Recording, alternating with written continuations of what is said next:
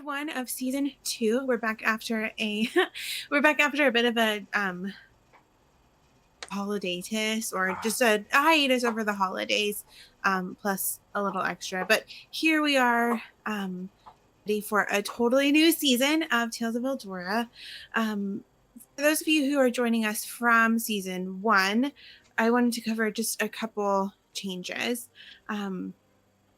During our first season, we followed along with parts of Descent into Avernus, and then kind of transpose those into our homebrew world of Eldora. But moving forward, we are setting most of that book aside, except for a few of the mechanics. And so instead, we'll be solely in our homebrew world of Eldora on an adventure of our own creation. Yay! Yeah, the home field advantage.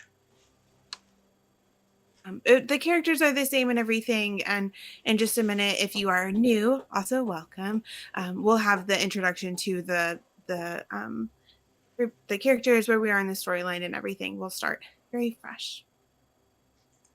Fresh start for a fresh new year. Caroline is back to her Mm. old tactics of loudly chewing on her toenails while she Good. lounges nearby. So that's good. She just wants to look good on screen. Yeah, totally. Um, should I talk about how awesome our patrons are? Do you want to? You can totally do that, and then we'll do our other sponsor. Okay, our patrons are Go awesome. for it. And then I'll talk about we're sponsored by Hadvarian Heist, which is the latest in the Age of Azuria series. The Age of Azuria series tells the story of Azuria, a world of high fantasy, magic, and nature that teeters on the brink between light and darkness. Ancient forces awaken and new heroes rise to the occasion. But this time, who will prevail? Find out in this exciting second in series novel, full of exciting action and magic, featuring druids and pirates and fae and werewolves and all the good stuff. I gotta say, it's awesome. Pick up Hadvarian Heist today.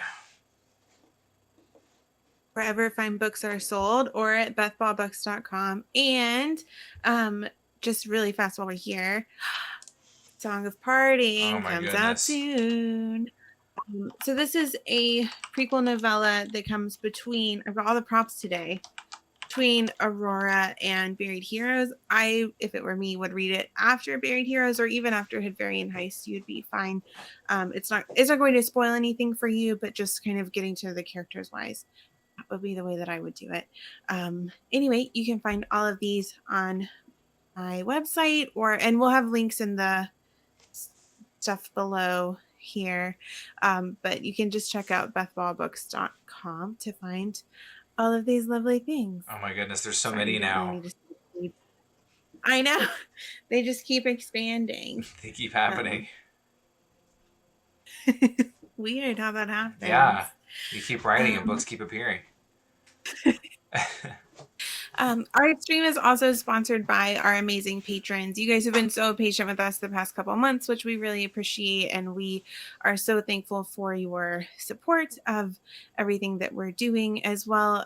Also to our lovely blog readers and friends in the D&D Direct community. Thank you all so much, especially to our patrons. You guys make the stream financially possible and sponsor our time in the adventures that we're creating, as well as blog posts and fun things like this. So thank you.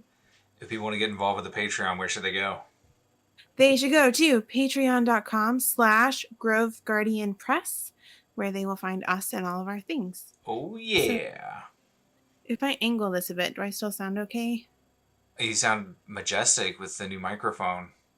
Thank you. We have a totally new sound setup. We're Boom. extra fancy. My Boom. hands keep disappearing for important gestures, so that's, well. I keep almost whacking my boom over here. I'm just gonna take it out and go flying like the one time that Buck pulled my headphones off my head. Or the time that you knocked your microphone over and then your voice dropped by like 2 decibels. It made it easier to do Garrett's voice. That's true.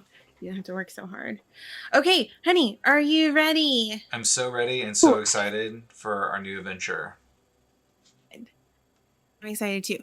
I have lots of things, lots of surprises prepped. Okay, I am going to move our screen. Those of you watching, occasionally this makes us disappear. So hopefully we'll all be fine. Everybody hold on to everything. We're Did it work? still here. Yes. Okay. Nailed it. So welcome back to Tales of Eldura. Honey, I'm going to do a little intro to like set the mood, and then we're going to have Gareth come in. Does that work for you? Perfect. I love having the mood Okay. set. Welcome back to Tales of Eldura, where we find ourselves in the infinite reaches of the negative planes that stretch beneath the world of Eldura. Before the worlds were made, two sisters, Pandora and Llewellyn, dwelled together in the darkness stretching between them. Sorry, in the darkness. I handwrote this. I missed my period. Stretching between them was a spark of light. Kind of important. You take the light, Pandora said to her sister, and I will be infinite. Their hands pulled apart, and the worlds exploded into being. How each plane came to be is not our present story to tell, save for this. The sacrifice of one Titan, who divided herself into three, inspired the mercy of Pandora, who called back her endless forces of darkness and retreated to the negative plane she called her own, averting all-out war between the light and the dark. Eons passed, and Pandora's name fell out of mention. A new power rose. A champion of light, Alessandra, betrayed her 5 brethren and the Titans who empowered them, ascending into godhood herself. To escape the Titans' wrath, Alessandra made her home in the negative planes, twisting their power to her own ends. From there, she now rules, directing her forces against the world of Eldura, destroying one after the next of the great cities across this plane. We met our heroes shortly after one such victory, when Alessandra and her minions killed off enough of Beacon's priests that she overwhelmed the city's second sun and dragged it below to the negative planes. What she did not realize was that her actions captured a certain beloved son, Patrick, born to Gareth Stosdak, a blacksmith whose time of adventure had reached its dawn. Gareth, would you like to tell us what happened next? What didn't happen next? I'd spent much of my life as a blacksmith plying my trade in the protected walls of respite, slowly but surely creating a fine business and name for myself. A name which was quite under threat once the refugees began to pour in from Beacon. Looking back on that time, I had many questions about what had befallen the holy city as my son Patrick served in the army of light there.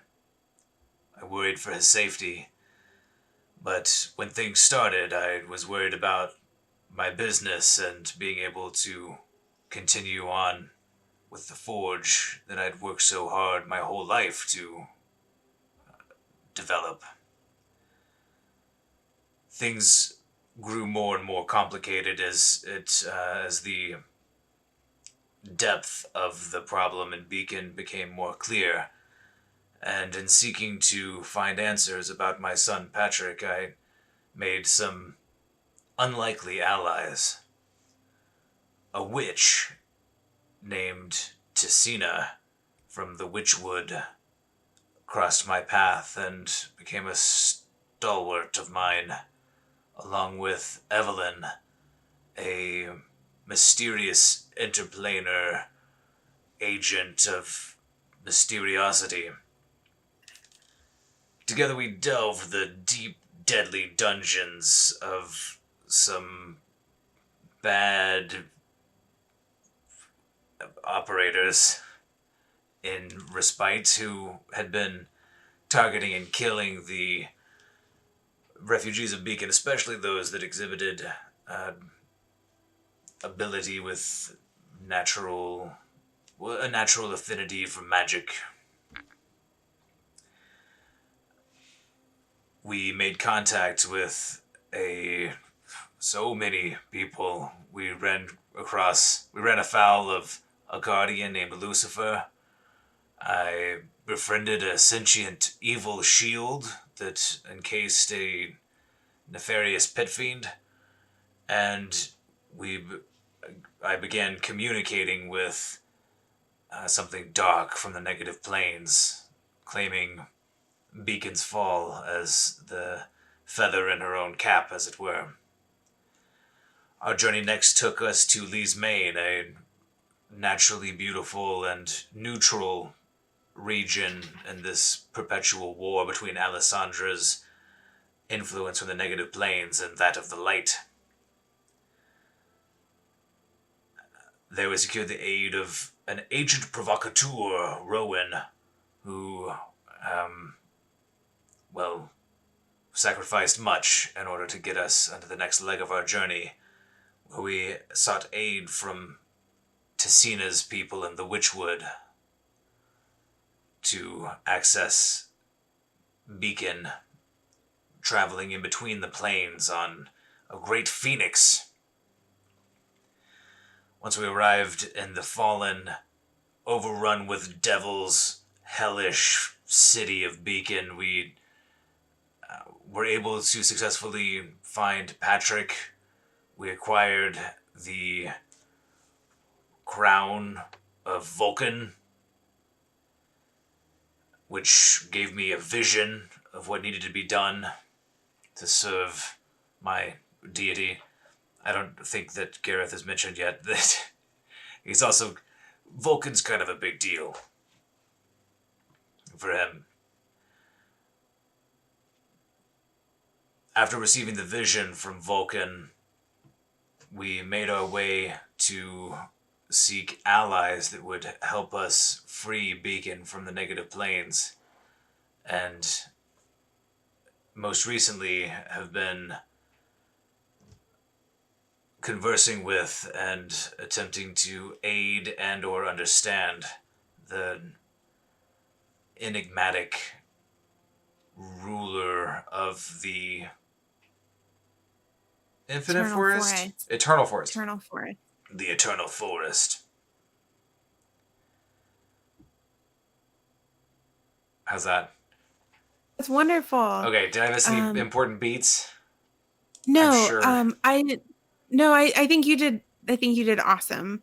I was wondering if for our lovely viewers, if you could do like just tell us really quickly if we were looking at Gareth, what would we see and like what kind of vibe does he give off, as well as maybe you could talk to us a little bit more about your relationship with Vulcan. Gareth's relationship with Vulcan is somewhat complicated.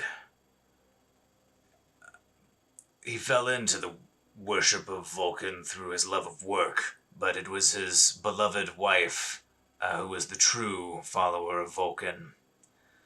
Unfortunately, she is no longer with us, and it's really in her memory that Gareth keeps the... It's really in her memory that initially Gareth kept on the faith and kept plying his trade under Vulcan's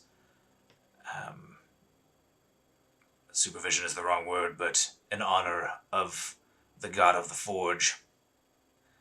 He feels a deep sense of connection to her, even though she's passed, through his work and through his relationship, his growing relationship with Vulcan. Gareth is a large, he's a big, half-orc, kind of gray-green individual. He's got a little bit of a limp from an old wound suffered as a young man in Beacon that prevented him, much to his frustration initially, from serving in the Army of Light as his forebears had done. The Army of Light, which we now understand in a more complicated way. It seems that they may have engaged in less than honorable activity, or at least a shameful retreat when allies depended on them most.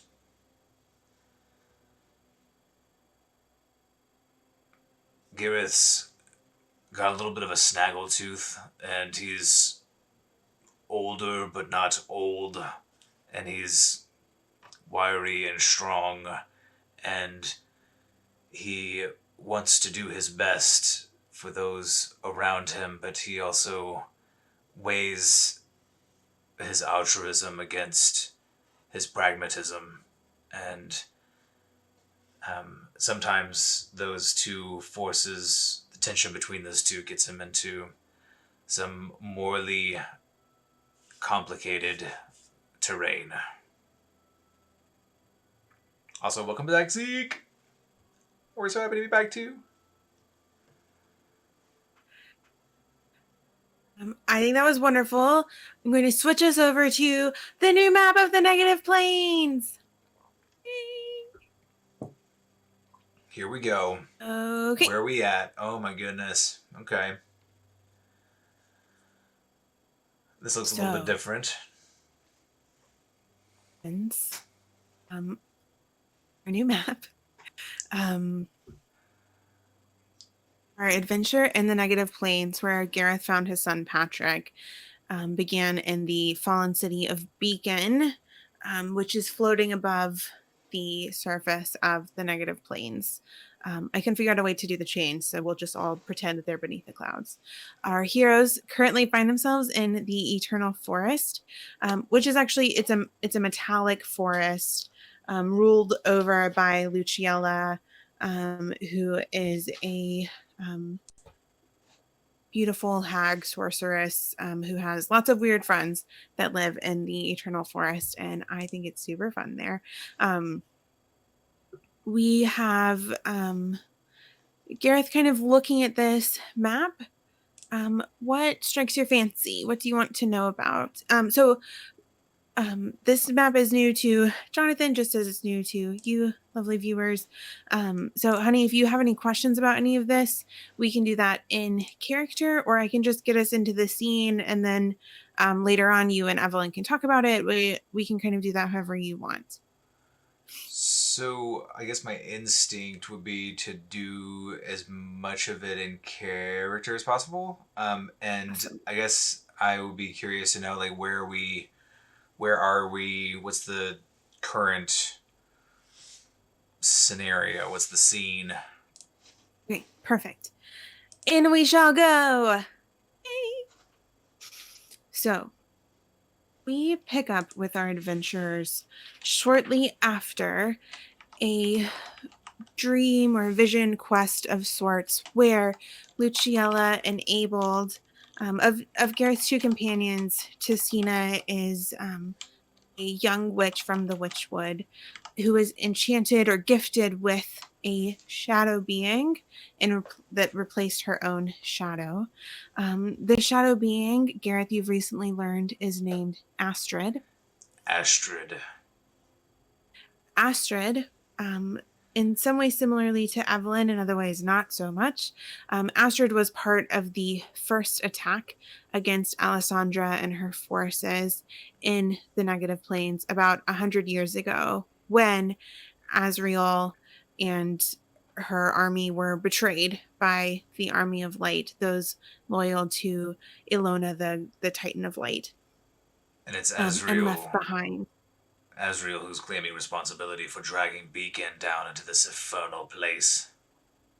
Exactly. And so, over the course of the vision, delving deeper and deeper into Astrid's mind through Tessina kind of as a vessel, Luciella was able to kind of break through some of the enchantments around Astrid's spirit that had been protecting her over the last 100 years. And so, Tessina now, as you all kind of come out of this strange experience, she kind of sits up on the mat and kind of smiles up at you, and then you see Tessina, sitting up directly next to her are you is alright? a shadow being. Yes, Gareth, I feel fine. A little weird, but oh my goodness. Justina kind of jolts away from the three-dimensional shadow sitting next to her. Gareth has his Hammer of Vulcan out still. kind of breathing deeply from the arduous experience of having tried to exorcise this thing from her. Like, it's a little bit fuzzy for me because I remember the kind of crazy Okay. psychedelic Mhm. memory psychic torment that just happened, but I don't fully remember what was going on. Sure. And so you got stuck for a minute in the, or Gareth got stuck for a minute in the psychic thing and like saw his wife very sweetly declared that he would never leave her, even though it was really important for him to keep going through the vision. I felt really bad about How that. many I saves did really I thought you would fail? save like 4 DC 10 or something. It was crazy. Um, anyway, so as you all got deeper and deeper into Astrid's mind while being guided by Luciella, who's what she made you promise to do this ritual for her was that she would be able to see the vision as well. And so what you saw as you all kind of got deep into Astrid's consciousness was a witch in her mid 30s running from this phantasmal, shadowy force, carrying a giant sword. You watched as she plunged it into the earth, and a crystal, um, not like a crystal orb, but a crystal something, not a sphere either. I can't think of it right now. Anyway, tower appeared and covered the sword, and it kind of exploded back with the force as this crystal sphere surrounded the sword and pushed back both the witch who had buried it into the earth and the shadowy creature pursuing her. Hmm. And then following that experience, you all kind of woke back up. And Gareth, breathing heavy with your hammer, you recognize the being sitting next to Cena from the Vision Quest as Astrid. It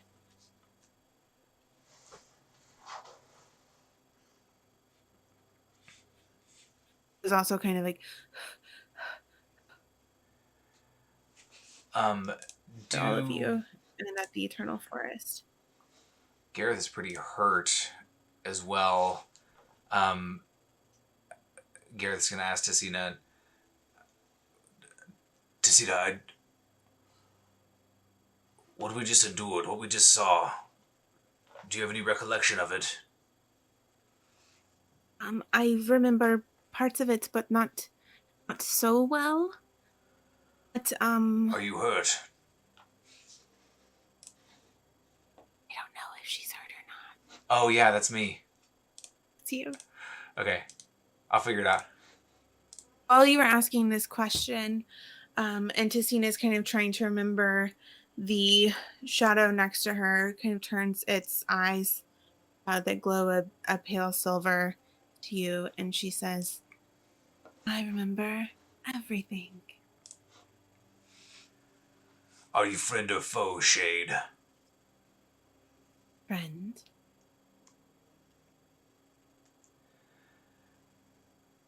Before I get to why I should believe that, then friend, I think that we've done you a bit of a service, have we not? No way, but have I not also helped you? Are you going to be another one of those beings that turns everything I ask into another question? No, only for now. Oh my. How's Evelyn doing? Evelyn, she's okay. She didn't get as hurt as you did in the fight. She's watching you and the shadow being really closely, as well as keeping a close eye on Luciella. Those things that we saw, those visions, that sword, the crystal orb thing, that was you? What were we seeing there? You were seeing the past, walked away from Memory of all save myself and the creature chasing me. If we're lucky, it was obliterated by Crystal and hasn't reported the known whereabouts of the sword to Alessandra or any of her servants. But seeing as I don't believe she's found it yet, I think that we're safe in that regard. This might be a dumb question, and I'm just not putting it all together, but Gareth's gonna ask it anyway. And what was that thing chasing you? What do you mean the sword obliterated it? Crystal obliterated it and me. It preserved the sword. Any dark spirits walk this plane, as you might imagine, most older than the worlds, even than time itself.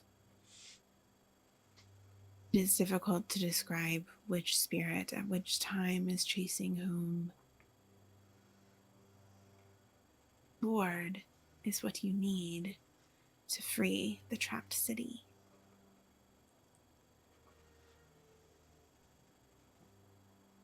Well, please, any information that you can give us about this sword. You said that the orb obliterated the thing with the sword's help, but the sword is still Sword is locked safely away. locked safely away where? Do you have the key? You have a map? I am the key. Of course you are. I do have a map. Do we have a map of the Have it. Evelyn hands you the map. um the way I'm imagining it is the like first map by a madman that we had before that doesn't even include Beacon. Um is that just now this map? Yeah. Okay. Sorry. Just We total just to replace. get rid of that map. It's been replaced with this one. I think I have it Sorry. here. I'm gonna throw it on my shoulder. They were gonna upset Eddie. We didn't even he What? just let hey, Totally noted. people are throwing stuff. Okay. Yes, here. Gareth is going to heavily sit down on the same catafalque or whatever the whatever Tessina and the Astrid's the shadow Astrid are sitting on and kind of gripping the uh, gripping his head a little bit because I guess that would be kind of a psychic damage experience. Kind of unfurl the map, and I think that he's going to burn a little healing as he steps back and lets them observe the map. So Astrid, while you heal yourself, good. I was just gonna ask if you needed to take a rest. Astrid kind of looks over the map for a moment or two and says, "Our primary battle took place in Aswald. Well, what remained of it, and there is less now. It was those from Eurex who routed us without the help of the promised army of light. Um, those from Sylvain did what they could, but there's only so much one might do. I ran to the north toward the Dead Peaks to hide the sword amongst the spirits of those long forgotten ancient heroes of old, hoping that it might remain safe there, though I don't know what has transpired in the last 100 years, if it remains there or not. Some of this map is new to me. Evelyn, at this point, is going to interrupt and say, yes, well, this map is newer than 100 years old, so it's actually going to be useful for us. Great. Some of these areas, Gareth, as you might imagine, have been more recently renamed Vulcan's Pride. I actually think that Alessandra kept the name of, but what used to be his forge. In the last 20 years or so, she's taken over to fuel her own war machine. No. Um, can you blame her? I think it's tactically very intelligent as far as um, things to conquer and places to conquer goes. Well, I This will not entire region stand has. for Vulcan's mighty forge fueling the war machine of the dark and foul Alessandra. That gets me right in my growing sense of loyalty to Vulcan. Gareth, maybe that's why that Vulcan sent you here, so that you would get his forge back. Well, He's like, while you're getting your son, and while you're getting this sword, maybe you win back my forge, maybe you destroy Alessandra, then we all go home, and that's it. happily ever after. Probably. I I think like it's a it. good idea. Just while we're here. Deities have certainly made worse plans. Sometimes I think they forget to make plans at all. It's all just random. So back up. I was furiously jotting down notes on my two little post-it notes. Why do I have two post-it I don't notes? have an. I don't know. Do you need a notebook? I'm sitting next to like four. No, I just need to be better prepared next time. But You could steal some paper out of the. There's paper in the printer behind you. so Astrid said that the battle really took place at Eswald.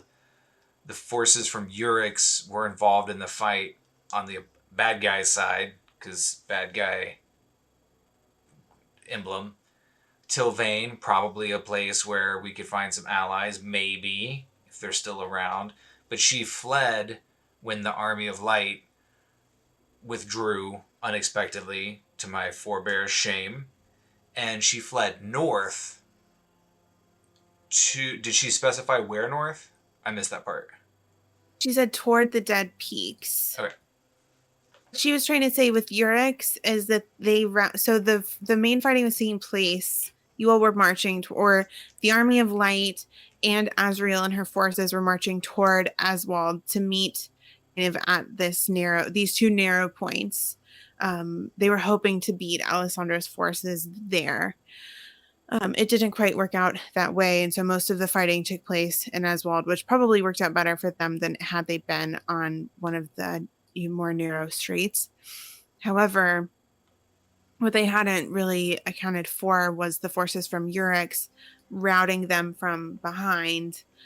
They had hoped to have kind of the second wave from the Army of Light protecting them from that exact thing happening.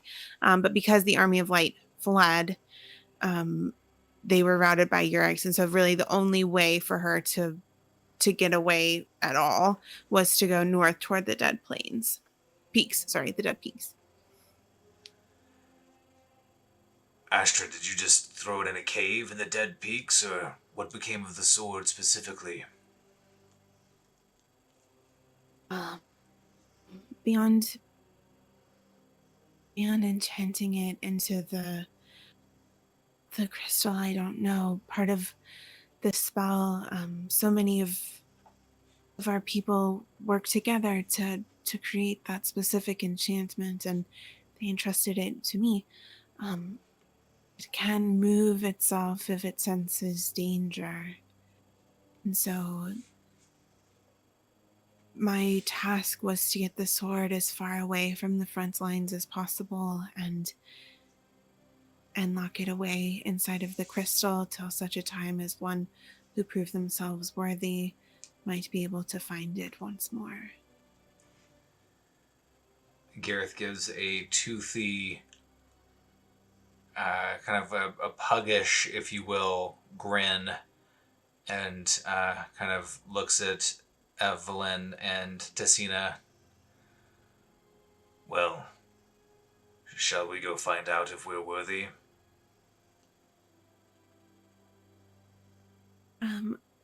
Gareth, roll an insight check asking this question. I'm going to insight it up. Here we go. First real roll of the night. First real roll of season 2. Woo! Natural 1. For a total of 6. This is Oh no! This is exactly how season 1 started, I think. Or the opposite, I can't remember. Did we start inauspiciously before? I think so. Zeke's getting yelled at again by the Streamlabs Oh chat no! mod. I don't. Oh, Z, I'm sorry. I thought we I'm gonna turned figure that thing I'm gonna off figure out how because to it's do so that. It doesn't cranky. do anything. Sorry, everybody. Yeah, it only gets mad at enthusiasm, positive enthusiasm. It's like, no! Everybody keep it's a chess Sorry. tournament in here. Golf claps only. Um, so, as you say that, you don't really notice anything.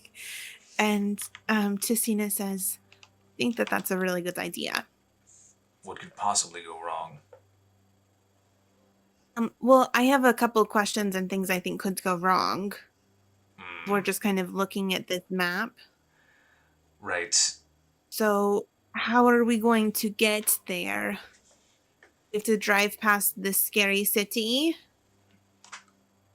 Right. Well, and you'll Right? Should we also ride past? remember that there was a giant war going on right underneath Beacon when we left.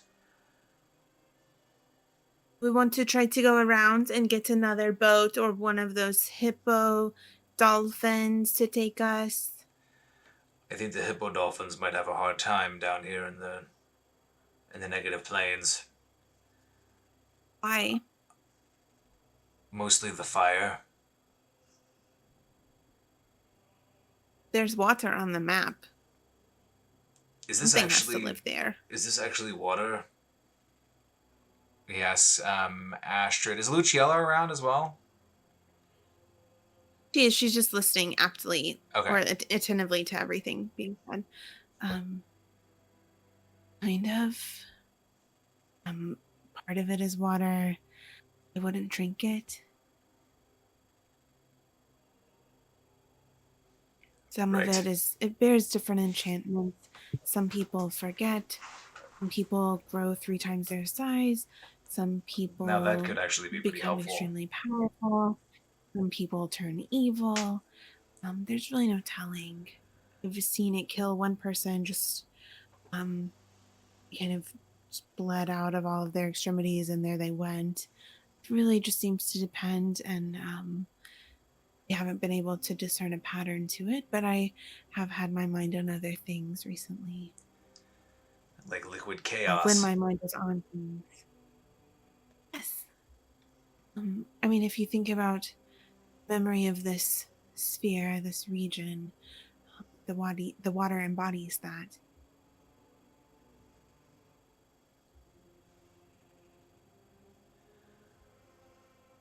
Um, Great hostess Luciella, you know this place in a way that we could not possibly hope to, but only hope to leverage and That benefit is from. true.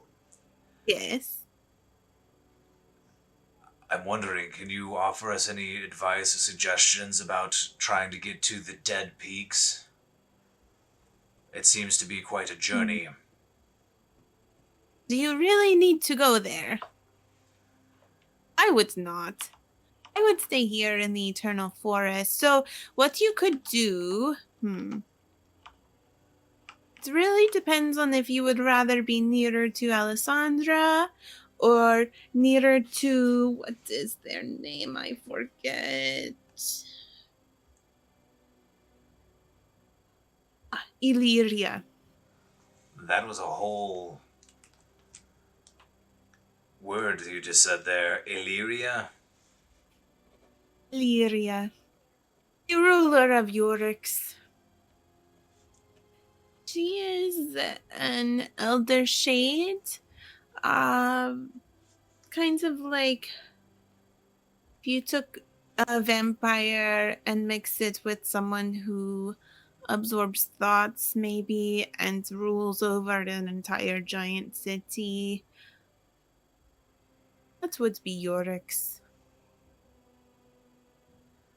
It sounds You could delightful. think of it as a straighter human city, populated by shades loyal to Alessandra, but mostly they follow Illyria, who is kind of the mistress of nightmares.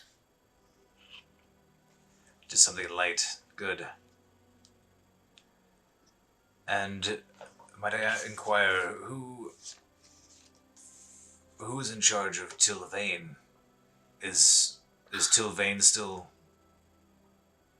I don't know, It is around? not as great as it used to be, but yes, you will still find many residents in Tilvane. Um, it's still sprawling as a metropolis. The Negatta make their home there for the most part. So, um, it's is a city of artists and artisans if you can find the way to access it. Your friend here, my jade friend, she kind of gestures to Astrid, who you notice in her shadow form has long curved horns. Um, my friend here may be able to help you more so than your other friends, as they tend to trust those of their own over um, strangers who might as well have invaded from Yorex. They've survived this long on this plane, I mean, they are from here, but they have survived for this long with a healthy level of suspicion. And just in case, for our lovely viewers, I'm sorry, I keep using that phrase, but I don't know. I'm just happy you guys are here.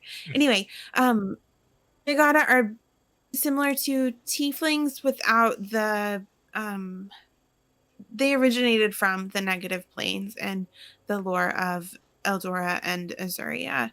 And so similar to tieflings, but not with the fiendish heritage in the same way.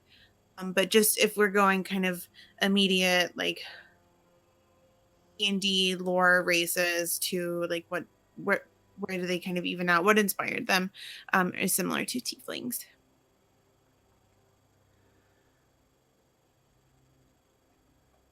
I think I don't like to make it like an even thing, but it's like it's close to that.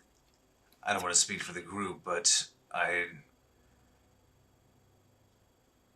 if I had to pick between a glorified vampire and literally the god of terribleness, Alessandra, I would be leaning more that direction.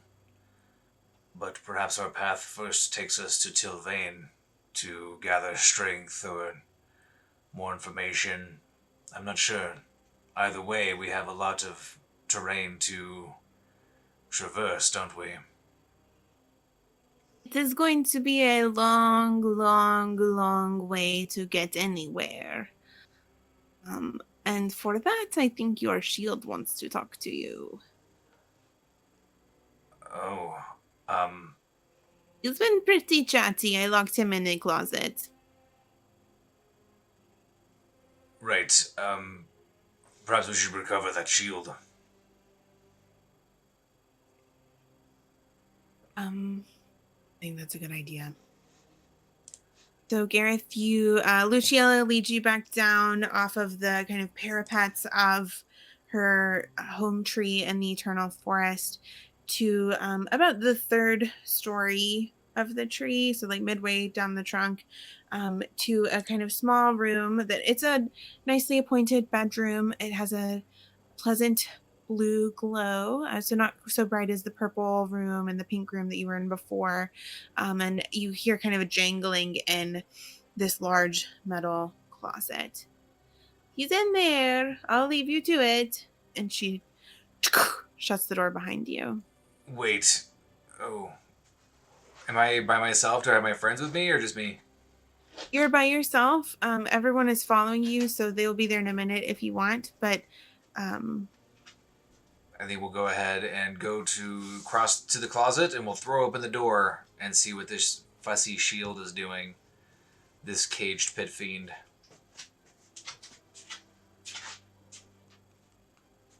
I've been waiting for you, Gareth Stozak. Well, I'm sorry to keep you waiting, Master. You should be. hidden lord shield. Argoth is fine. Right. I Listen, need to make you an offer. Oh, you're already you're ready to make me an offer. Well, I don't want to hear it. Tell me your second offer. No, All you right. will receive but one. I noticed that you were having some qualms about the particular um, mode of transportation, let's say, I used do. so often by warlords of this plane. You don't want to condemn soul after soul after soul to fiery torment, do you? No. It seemed antithetical to what we were trying to do. I haven't totally figured out a solution yet. I thought about roping together some of the hippopotamus seahorses that we had in the above land, and That it's sounds like a ridiculous no, way it's to still travel. it's a draft. I have an idea for you if you are willing to hear it. Please. My idea comes with two requirements. I'm listening. We're talking. I can provide you with a vehicle that would take you across these lands, or given your particular gifts, perhaps even through the air. Um, in exchange, you leave me the edge of the eternal forest, and within 3 months' time, you will select and condemn soul who will belong to me forever. One free soul.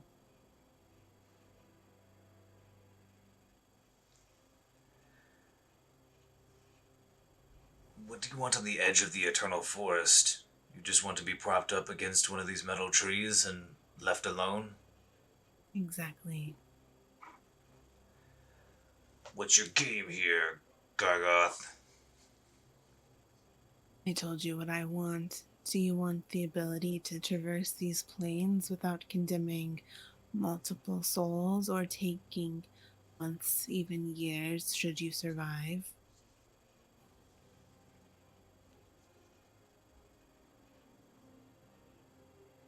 So, in return for leaving you in the eternal forest and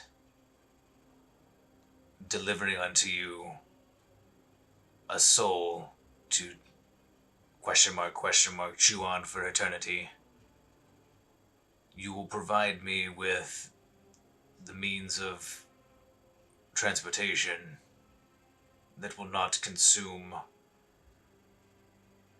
multiple souls. Exactly. One free soul. What is that? What does that mean?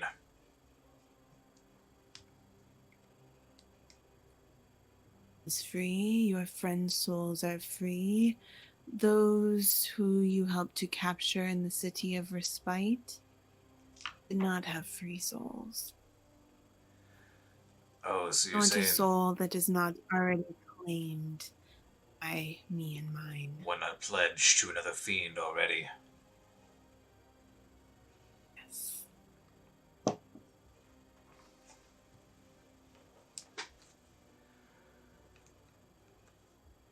Well, I will have to talk this over with our hostess. I can't just leave you here if she doesn't want you. I'll be right back with my answer. Gareth is going to close the closet door Okay. and head back out to Okay. talk to Luciella and What are you looking probably for? his friends. Okay. Did Luciella come down with They him? are in a. She did. She is waiting with your friends in a pink living roomish room. none of the furniture is exactly recognizable. Like there are poofs of things, but you see Evelyn kind of perched on this puffy circle. Tisina has like sprawled on several poofy things that she's kind of arranged. She has like her elbow on one and her ankle on another, and then a longer one she has her torso on. She seems to be managing it much more comfortably than anyone else.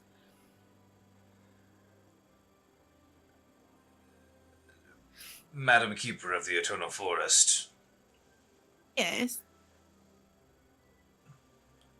my chatty shield wants to make a deal, and part of that deal involves your domain. I said that I would not Mm, be able to speak for that, that I would have to ask you first. it is very polite of you. What does it want? It wants to be left here, at the edge of the forest. Mm. I wondered if you had any objections to that. I'm sure he has arranged for someone to come pick him up. Hmm. Why else would he want to be left at the edge of the forest? He's far from my company at that point, and that is really the only reason people come here. Certainly a charming and understandable reason.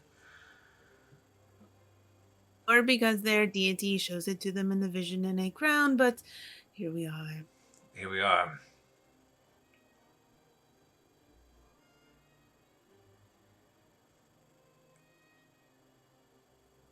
You wouldn't be interested in holding on to him, would you? Oh, sure, I can hold on to him. I leave him in the closet. Because our terms stipulated that he be left at the edge of the forest, but nothing would be preventing you in those terms of coming behind us, picking him up, and sticking him in the closet. Ooh. I guess it depends on the power of the ally he has planning to get him. Am exceedingly powerful, but I have my limits. Certainly, I'm not asking that you put your domain or your people on the line. I'm just presenting you with an opportunity should you find a way to leverage it. But with your permission, I think I will take him up on the offer. Um, that is fine with me. I do not know that we will leverage such an offer. I try to avoid pit fiends Angering pit for fiends. myself, but since he is here, he cannot be in the closet. I would rather him be far away.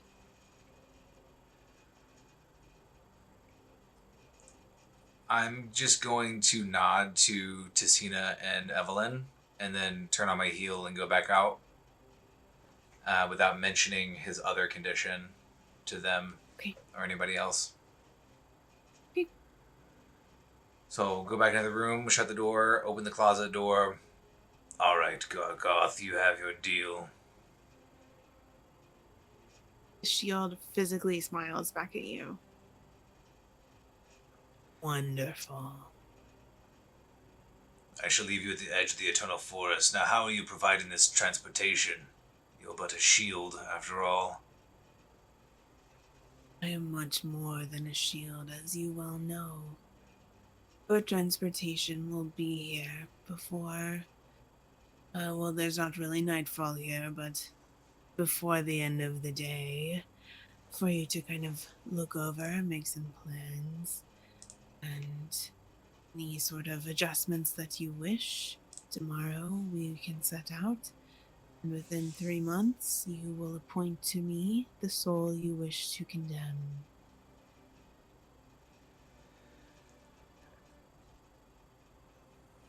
Shield, what's the fine print for should part of this deal not work out?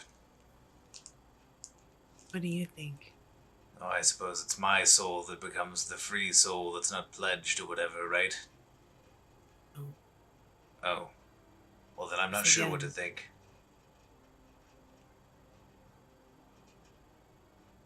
Wouldn't you quickly and freely give up your own soul to save one of your friends, Is that not in the conditions?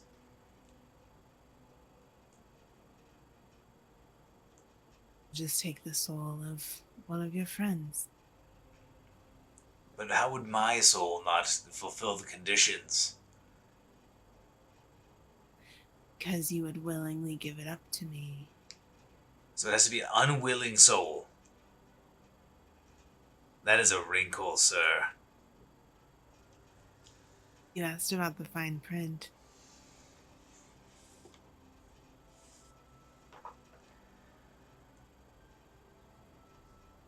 Willing souls already follow me and mine. The free soul is by definition unwilling. And so, in the fine print, should you fail to appoint another, soul of your little witch friend, Tessina Janvere, will be mine.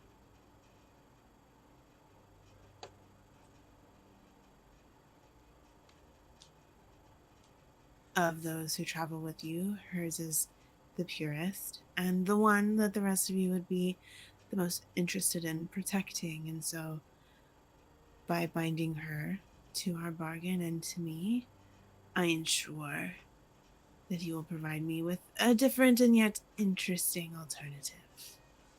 I mean, if you're talking about purity of soul, have you not met Princess Slobberchops?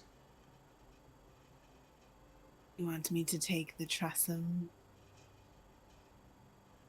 Well, I mean, since you're offering, I suppose I would pick the Tressum over Tessina. It's a deal. Wonderful. If I don't find you something better. If you don't find me something better, I will take Tessina and the Tressum. Now, that's not part of the deal, Shield. And Tessina alone. 3 months. When does my conveyance get here? Before nightfall. Well, until later then. Gareth's gonna shut the door, leave him in the closet, Okay. and head back out to his friends. How do you see him as you walk back out to your friends? I think that he would. Gareth is troubled, obviously, but he's pretty sure that he can figure out some kind of way to navigate this crap situation. And Okay. so I think that he will kind of steel himself and kind of shake it off before he goes back into the pink room, and then announce to Okay. everybody that, all right, the Shield has agreed that in exchange for us leaving him alone, he shall provide us conveyance. It should arrive before whatever counts for nightfall here. And then we can head out as we wish. Meredith, are you sure we can trust him? I'm sure that we can't, but I'm also sure that he's not going anywhere until we see this manner of conveyance. Hmm. I hope it's not one of those tiny cars like the little guys have been riding, because that would not get us very far very fast. And that would not get him out of the closet, to be sure. Hmm. Smart that you made a deal where he would have to give us something to get something in return. I am a master negotiator. So good. As Tessina talks to him, he tries to keep it together. Tries to not let his face betray.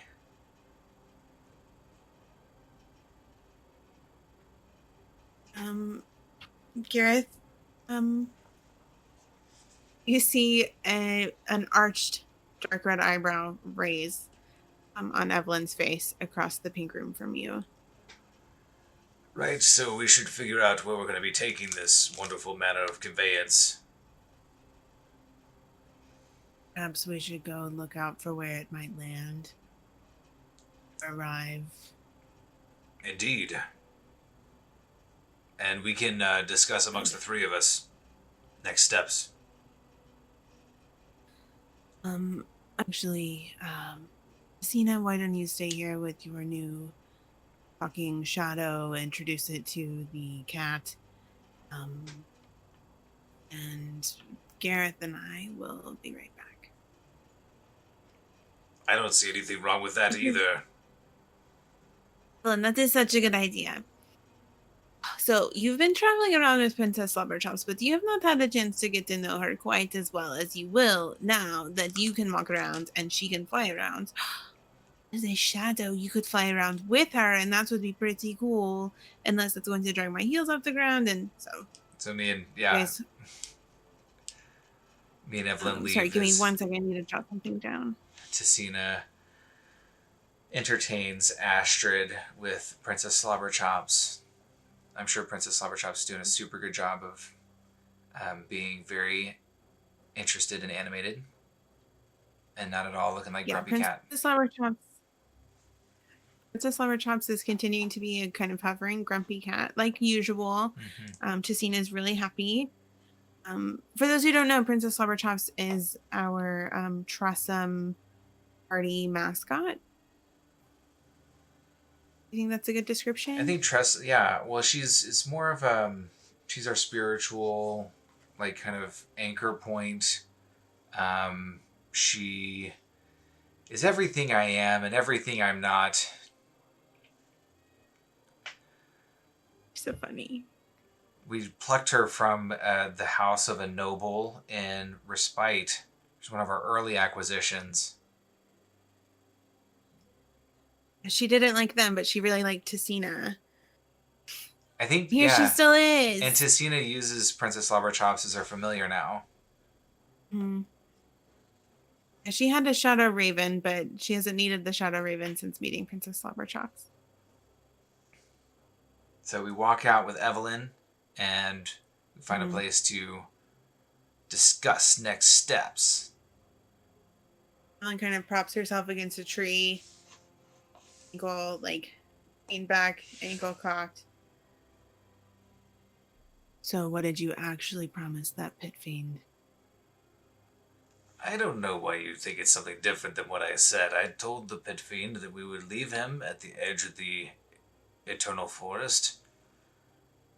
Pit fiends are interested in souls. They care not for manners of conveyance, forests, any of this. Did you trade your soul for this? No, no, no. I just merely promised that I would figure out how to give him one soul as opposed to the dozens that we would have to destroy, fueling a different machine. Mm. Really, it is the lesser of the evil, right? I mean, and if we're successful, then we can prevent the destruction and disruption of countless souls. Really, one soul weighed against untold numbers. It was a it was a bargain that I didn't want to trouble Tessina with, but ultimately I decided that it was one that I could live with. Interesting what this plane does to people. Well, you would know. I do know. That was the other thing I wanted to talk to you about. Tell me, is it You about didn't just come here. the Battle of Eswold? Yes. You didn't just come here to help you find Patrick or to supervise Tessina and her floating cat. Um, I came here for my sister Your sister, to free the captured soul. her name was Access. Vaxis. Access. Her lover, Brendan, fell in the fighting on the side of Ezreal, and was captured. Hearing Astrid's tale, I saw the battle from afar. I've been unsure if he remained still in Aswald or if he had been taken to Eurex, and I still don't know, but I think the time for me to offer you my aid may have passed. And I may need to go find his soul. And after, should we meet again, should I succeed, we will have another mighty helper on the quest to find this sword. But my battle is not for Beacon. Wait, you're leaving? You need me to stay? Well, yes, you actually know what in the hell is going on down here. You have this shadow now. She seems to know what's happening. She seems kind of suspicious, but also does seem to know. Yeah. Well, you said that you thought this was it, Brennan? And then, yes, You said that you thought that this Brendan was in Urix after the battle. don't know if they took him to Yorick's or if he dwells somewhere in or beneath Aswald. I don't think he would have been an important enough prisoner to get taken into behind Alessandra's lines. I don't see any reason for that to have happened, but I don't know. Well, Evelyn, our path winds towards the north. It winds towards Aswald and Urix. You'd After sooner. how much time in Sylvain, are you willing to pause this quest for the sword to help me find him?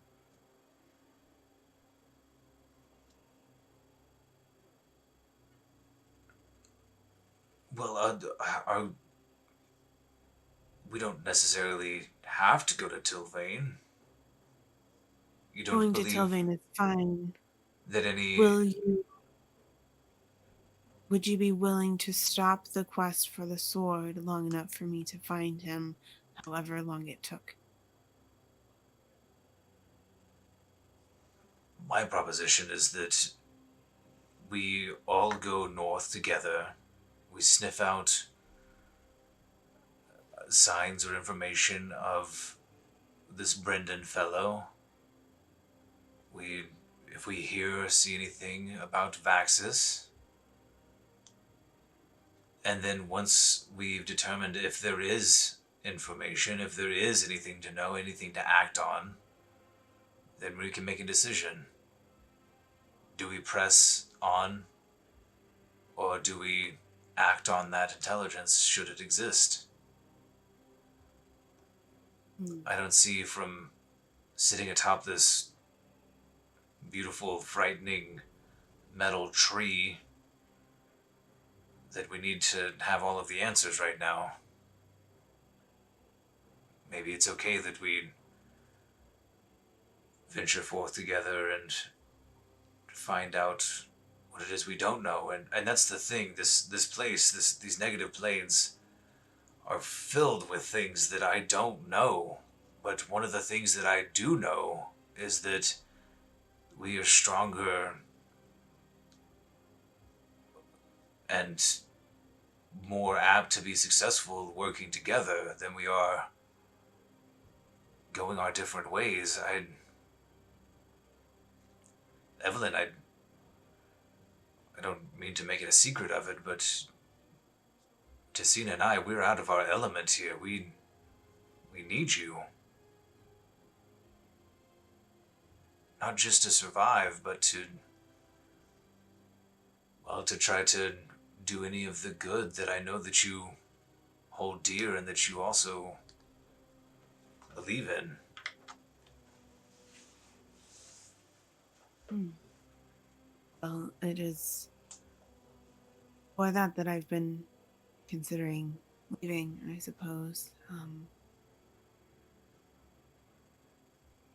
You and Tizina are here on altruistic motives. I came with a single mission so that my own soul might rest or have peace. My sister dwells alone in bright lands for no reason beyond my own cowardice and fear of losing her. Um, and so, if it came to it, you would be willing to halt the search for the sword to find Brendan, even if we weren't sure at what cost the delay might come.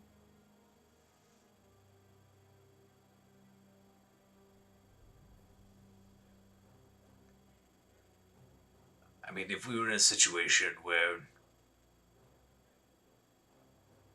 from what you say, it sounds like Brendan could even help us find the sword after he was liberated, right? I had hoped that would be the case in my optimistic version of events, so one of the many outcomes that I saw or anticipated, I suppose. I really like I Evelyn's, imagine. like, in my optimistic. All right, calm down, Evelyn. Imagined meeting you at the edge of one of the Black Lakes, um, Brendan by my side, shiny and free, and he could go on with you to find this sword.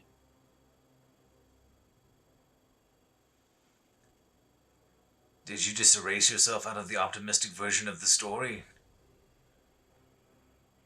I would be there too, Okay, but you just said I he could go. I just wanted to make sure that I wasn't assuming anything. someone who understands these plains. He's been down here for 100 years. Prisoner or no, I'm sure he knows much. Well, you've convinced me that our quests are one and the same. I want to find the sword. Brendan can help us find the sword. Let's see if we can find If Brendan. And if we can't, then we go on and try to find the sword. Is it agreed? Gareth will offer her a big, calloused blacksmith hand shake. um she kind of holds her hand out but keeps it like back for a second and says, I won't leave any of these lands so long as I think that he is there, even if your mission calls you further on. Understood. And she sticks out her hand and shakes with yours. Also, I'm really sorry. Evelyn and I weren't trying to interrupt you when you were talking about Tilvane. Um,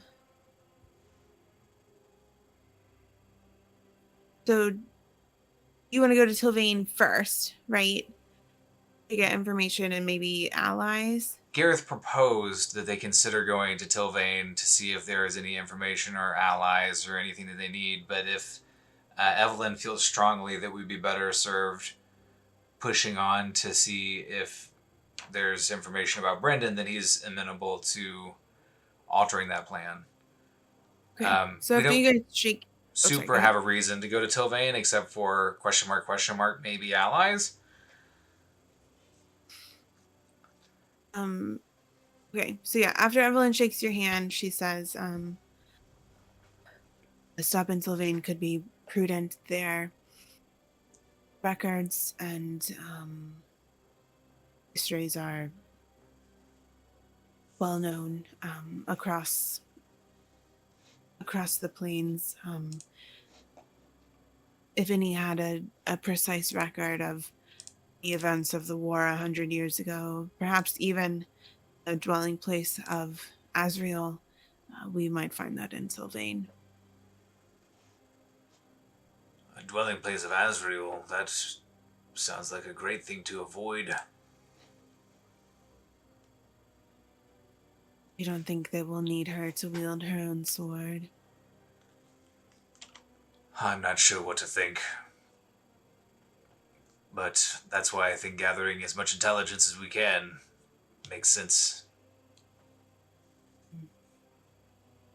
You trust the shadow? I do, but I trust too easily. Do you not trust the shadow? No. What do you think its angle is? Do you think it's Azrael? No. Now that you mention it, their names are somewhat similar. Astrid. Um, Azrael. Come on. mhm. It Let's gets too go fight confusing. I this could rename shadow. Astrid. I just, I think that she has an angle. And I guess I wonder how far reaching it is. The witches easily entrusted her to us, despite the great work it must have taken to find her soul from amongst the negative planes 100 years ago after it was forced back from the crystal, or however it is that she returned to them. Ticina, with her gift with the shadows and spirits, is an ideal vessel, as well as a trusting one. So, Well, do you think the shadow is trying to possess Tessina? Should we go back? oh no. Mm. Astrid is a soul of her own. I just think that she has an angle. I don't know if she's working alone. There's a reason she's here. She's after something. Well, I think probably Princess Slobberchops will beat it out of her. I'm glad you can make jokes still. It's the only thing keeping me together. We are on the negative planes, after all.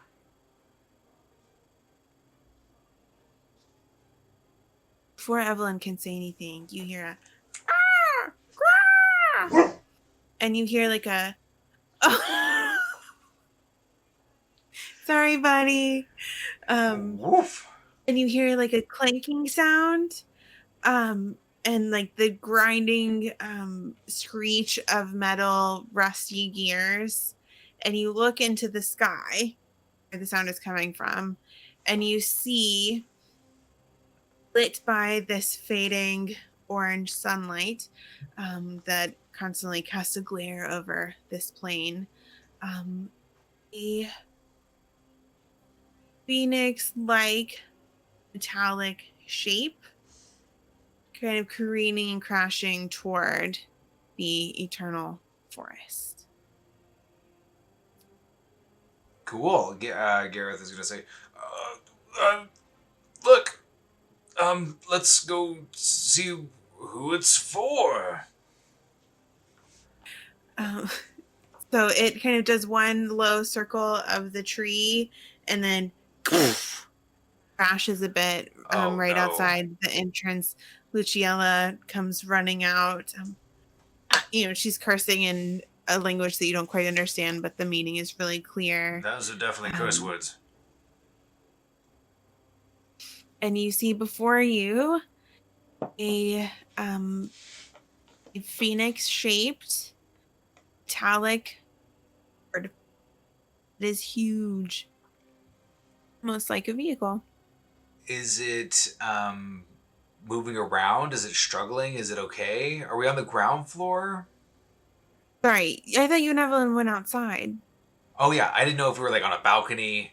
You know me, I'm putting balconies everywhere. Okay, so you and Evelyn quickly descend from the balcony to the ground floor Hiya! where I mean, it like, um, Oh my. it's kind of like crash landed just outside of Luciella's home. Um, roll a general. What do you want to do? Perception, investigation. I'm happy with either. I will do investigating the bird that just landed. Yes. Okay, I will roll investigation. Here we go. 16. Wonderful. As you start to look at What am I it, looking at here? you notice that one of the wings is a little bit shorter than is probably ideal. Uh oh. After it landed, you see all the light inside of it just kind of go out more so than die. Yeah, like it looks like it turned off. And watching Chukka and Clonk as you did with the vehicles that are powered by souls, it seems relatively familiar. A couple minutes into your investigation, noticing a few broken parts, things that you are able to fix. You even see like ridges along the back where you all could kind of sit if you wanted.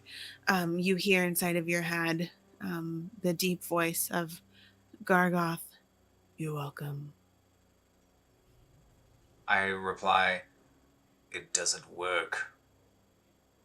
And then I'm just like putting on a fussy face for Gargoth, but Gareth is actually pretty totally excited. This is my moment. So I'm gonna investigate it. I'm gonna see what materials I would need to make the wings not crazy, and then I want to figure out maybe I can get Chuck and Clonk out here to be my little mechanical assistants. And I think that Gareth is going to try to figure out how Gargoth is proposing that we run this thing if it looks so similar to the Infernal War Machines that we saw before the run on Souls. That wasn't exactly the deal, right? So I'm going to try to figure out what's going on with that. Okay. So as you're looking, Tessina kind of runs up and appears at your elbow. Gareth, what is it? Look, it's a giant mechanical flying bird thing. I think that we can use it to travel. Maybe if we fix it up. Sounds good. Can I help you? Do you need? I don't know how to fix it, but Yes. will it fly? Or is it going to like run around on the ground like an ostrich? No, I Either think the I think thing, it'll do you think it fly. swims? This would be pretty convenient for us. I'm going to. Can we make it look like Princess Slobber Chops? No, but I'm going to see if we can get it to fly. All right. Well, don't look so downtrodden. I thought this would be cool if it looks like a cat. You can do like anything with metal, right? That's You true, just but I kind of don't know wave if I your can. hand and Vulcan is like, ah, and then it just happens, right? I don't know if I can make it look like a cat and fly. There are physics to be considered. Physics. Mm. So I found. Princess Slobber Chops was kind of defy physics. That's true. Sorry, honey, what? Oh, I found an image from Horizon Zero Dawn of a glint Yeah. hawk that is like a mechanical flying bird thing that I think looks like the bird you're describing, kind of. I don't know how to share it with you. Awesome. Good. What's an easy way to do that? Can you email it to me? Yes. So, I know that you made a Forge Cleric specifically to have a cool vehicle to ride around on in the negative planes. And so I wanted you to have some time to think about it, but I wanted the vehicle to arrive. And so as Gareth is kind of looking over this Phoenix, you kind of the way you want it to run, I'm going to leave a little bit up to you. Okay. But it seems like when Gareth eventually kind of steps onto the back of it, it like rumbles a bit and kind of seems to roar to life by your presence. But it's Ooh. almost like when you're thinking about it, it seems to respond. Um, and so I don't know if we want to do that mechanically, like it almost syncs like a magical item, or if it works more like a steed or something. So there's several different ways that we can do it that I think will be really cool. But I wanted you to have a chance to think about what all it could do, so that as Gareth is fixing it, he can kind of personalize it the way that he wants. Good thing we're in a If it's gonna take, good thing we're in an sorry, eternal forest where metal really literally grows on trees. we'll need my help to get it off the trees, or they won't just give it to you. Not even if asked nicely. Mm, maybe then. It can be finicky. You really don't want them to stab you. No, that is true. I've seen so many people get impaled being rude to the trees. I've only been behind it a few times, but you're Lucilla, walking along, trip on a root, curse, impaled. I don't want I think there's to. skeletons in the forest. I don't want to impinge upon your hospitality, but do you think it'd be okay if we stayed here long enough to make sure that we can leave in a manner that makes sense? Binge away. You are welcome to stay. You helped my bird friends, and you're not bothering me. I love having guests. And Barnabas, maybe we can ask Barnabas to lend his expertise. He's been researching something for you, hasn't he? He's been researching something. I think that we may have gotten that figured out a little bit, but Ah, he told you about the shield already. indeed. Good. Good, good, good. Now you know to set it on its way, and there you go. But I'm wondering if I can also borrow Chukka and Clonk, and perhaps not the scary, crazy red caps. Get in the way. Yes, I'll be back. I'll go get them for you. Okay. So she kind of stomps back inside, and the um, uh, Raven Kenku come out a little bit later and kind of um things to you, or repeat back what you say to them in your voice. And so you guys get started on remaking your Phoenix. Nice. I'm going to come up with an awesome name for it, and I'm also going to try to figure out some safety measures for if we, lest we should fall. I think this is going to be Mm-hmm. important. And then I think he's Get also, shot out of the sky. yeah, and I think also like there's a consideration of like we want to get him flying obs, but then I think also trying to figure out if we can. I'm imagining might be helpful to be able to drop some bombs or something. Okay, So cool. Yeah. And Gareth, you noticed as the Phoenix was coming closer, it didn't get super high off the ground. And it seems to work on almost like a thruster system. So you're not sure how high in the air it can fly. It doesn't seem to be quite as flexible as the Phoenix that you rode to the negative planes. okay, so we're probably going to have to contend with stuff that's on the ground too. Okay, good. To some extent. You can't just hop all the way through the air to different places. Yeah. As you know. But I mean, so Gareth is from a world where that doesn't work anyway because there are other things in the sky. Mm-hmm. Yeah. Cool. I love it. So we'll figure out what we need to do, like if he can harvest elements from the eternal forest for things like gunpowder or whatever we call it in this world, and also like whatever material is going to make good, light but strong stuff to like craft the wings out of, and also be looking at some security Mm. stuff. I think it sounds awesome. Yay, so you like it?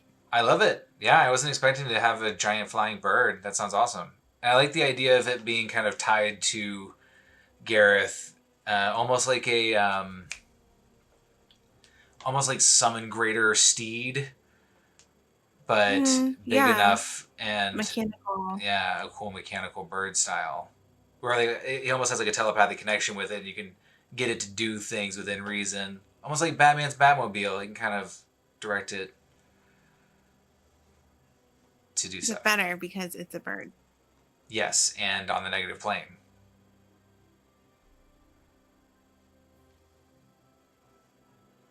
Although the Batmobile that turns into a motorcycle, I really like that one. That's pretty good. Yeah. Cool, honey. Thank you. You're welcome. So, Gareth, you work on your bird for a bit. Is there anything else you wanted to do like today?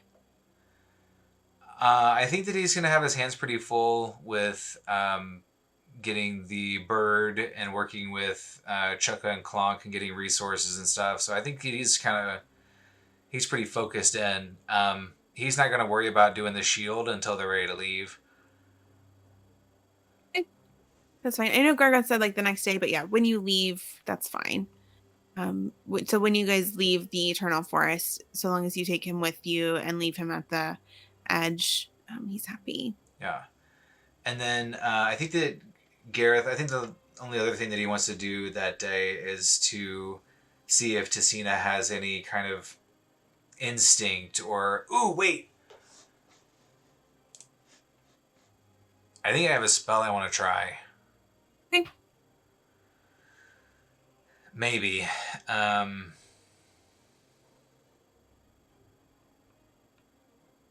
maybe not. I might not have it prepared. I might have to do it tomorrow. But he's got like a divination spell.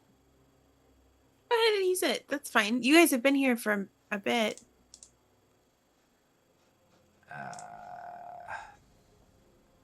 Let's see if I can find it.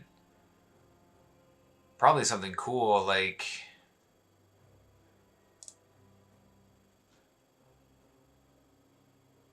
augury. So I think he's going to use augury, and he's going to use some of the. I think he bought some, like specifically for this, like some phosphorus and stuff to burn Uh-huh. for the spell. And Can you remind me about augury? yeah, I'm going to receive an omen from Vulcan about the results of a specific course of action. Dang it. It says actually a specific course of action that I plan to take within the next 30 minutes. So that's not going to work for my question. But I think I have a different one. Find the right looking into the future spell. Okay. Like.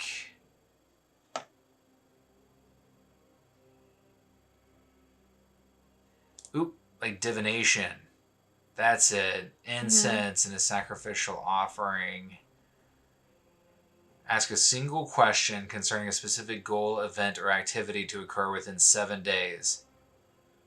The GM offers a truthful reply. The reply might be a short phrase, a cryptic rhyme, or an omen. The spell doesn't take into account. Oh, I can just put it on the screen, can't I? Ordinarily, Is it going in the chat? it should, but it's not right now. The spell doesn't take into account any possible Okay. circumstances that might change the outcome, such as casting of additional spells or the loss or gain of a companion. And then there's a chance that it might not work again if I cast it too much. But Okay. Ah, there it went. Thank you. so I'm going to cast divination. I think he's going to sit down near. He's going to get a little space to himself, and he's going to sit down as Chuck and Clonk kind of like totter off into the forest to gather materials. He's just going to take a moment and kind of center himself, reflecting on the terrible deal that he made with Gargoth and this terrific boon that he suddenly has. And I think he's going to ask,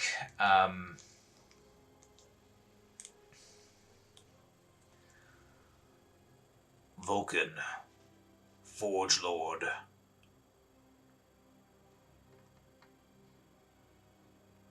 I seek your guidance. You preach that work is a noble task, but it is the work that is worth doing that brings you the greatest honor. And so, the guidance that I seek is in regard to Tilvain, is traveling there and gathering information, work worth doing in your name, O Forge Lord.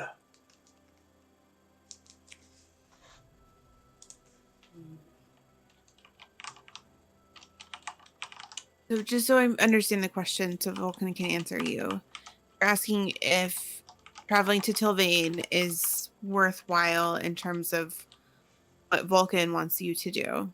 Yeah, will we be better able to succeed in Vulcan's task if we go to Tilvain? Okay, cool. So Yeah. as you kind of think about this question, the space in your mind darkens, and in the distance you see a, a red and orange glow that slowly gets closer and closer and closer, and you relatively quickly recognize a forge. You see only the hands at work, and a being in a dark cloak. You don't really see their face, but what you see is a sword inside of a forge, then being pulled out and hammered.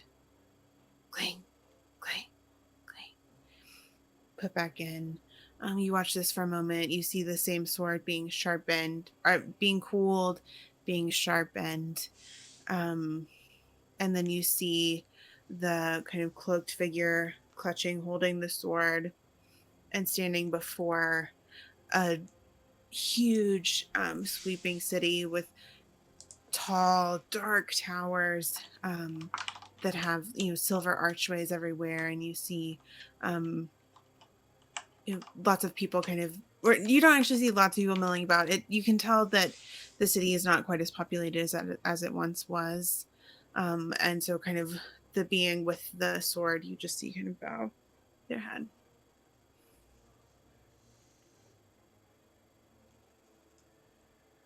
Thank you for your guidance, Forge Lord. We set our course to Tilvain.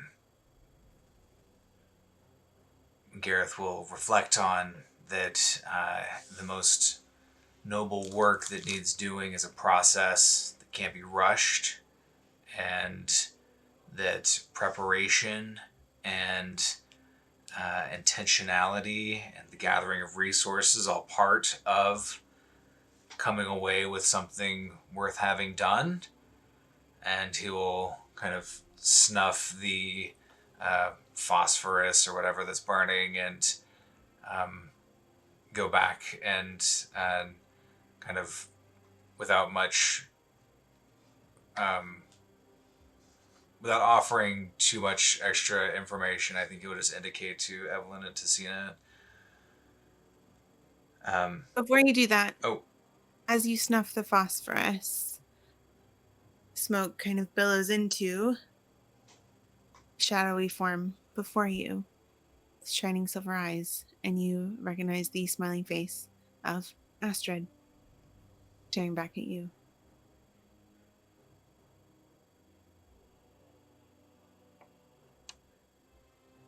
pause. Do I think that Astrid messed with my spell or my. You can roll an insight check and Okay. see. We're about to have an issue if I'm like, oh, you're playing Puppet Master over here. I rolled a 12. Okay. Sorry. So no, you don't think that she manipulated your spell. You would have you feel like you would have sensed it in the casting. Okay. Especially as it's a spell that you've cast before, something you're familiar with. There's no weird scent around the incense. It's just she chose the moment that your spell was concluded and you were kind of passing the needed ingredients. Oh, I forgot to ask about your sacrificial offering, but we'll come back to that in a second. She chose that moment, but has sought you out when you're in solitude. Astrid. And she says to you, I see that you have an interest and a gift for divination. That is, the direction of my own power as well. Is that so? It has served me well. It kept me away from too much trouble. I think that perhaps yours has gotten you into more trouble. You think so? Will I stand here in my corporeal form? Perhaps I stand here on a way to having a corporeal form.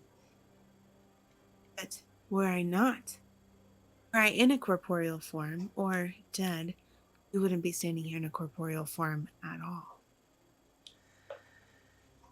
Indeed. Did you need something from me, Astrid, to have invited yourself into my communion with the Forge Lord? I don't hear what the Forge Lord says to you inside of your own mind. I waited until your spell was done. I simply wanted to offer if you had other questions of divination or insight into your own companions or your own possible futures, if you had any interest in hearing about them.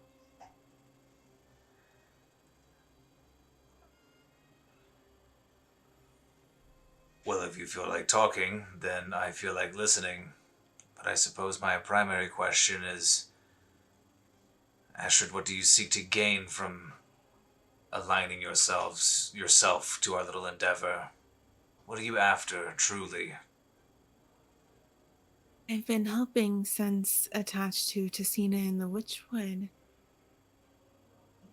Why are you all of a sudden suspicious now that I have a shadow form of my own rather than reflecting that of her corporeal form? You're doing that You thing know, where for you most answer people, another I don't question with a answer questions question. with questions, but you're very suspicious of me, and I don't understand why. Let's say that someone I trust is suspicious of you, and I aim to find out why. Mm. I hope to earn her trust in time. May not. But one who doesn't trust themselves doesn't trust others either. You still haven't answered my question, Shade. What do I want? I want to find the sword of Azrael and to restore Beacon to the surface of Eldura where it belongs. Is the shadow lying to me? Roll an insight check. Oh, by the flame in the forge, I hope you're telling the truth. Ooh, 21. Okay, let me roll for Astrid. 22 total. Ooh.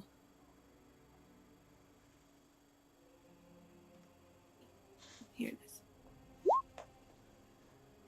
Ah, nice. Come on now.